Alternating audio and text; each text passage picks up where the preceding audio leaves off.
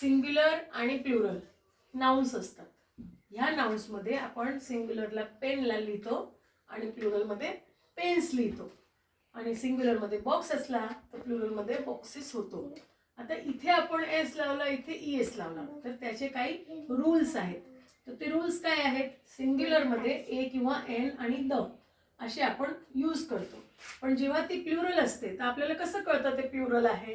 जेव्हा त्याला एस किंवा ई एस लावलेलं असतं शेवटी, तर आपल्याला कळतं ते काय आहे, प्लुरल आहे, सिंग्युलर नाही आहे.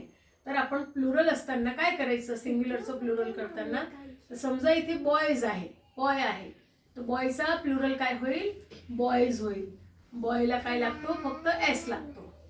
तर जर का तुम्हाला वर्डच्या शेवटी S, double S, S H, C H, X आणि ओ याच्यातला कुठला पण वर्ड शेवटी दिसला, वर्डच्या शेवटचा शब्द इथला S, double S, S H, C H, X आणि ओ दिसला, तर आपण त्याला ई एस लावतो. काय लावतो? ई एस लावतो. समजा ब्रांच आहे, B R E N C H, तर आपल्याला इथे शेवटी सी एच दिसला, तर आपण इथे काय लावणार? Branches, B R A N C H E S. पण तेच आपल्याला जर इथे पेन असेल तर इथे शेवटचा शब्द आपल्याला S, double S, S H, C H, X आणि ओ मधला दिसत नाही, म्हणून आपण इथे काय लिहिणार?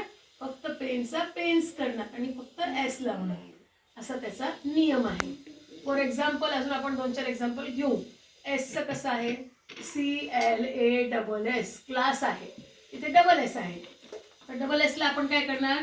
C L A double S E S करणार, बरोबर. अजून एस एच आहे, तर एस एच आपण काय काय करतो? School, S C H double O L, school आहे, तर इथे एस आणि एच आहे पण इथे मध्ये आहे, इथे नाही पाहिजे, तो आपल्याला इथे पाहिजे. स्कूलचं काय होईल? स्कूल्स होईल. पण इथे आपण काय करणार?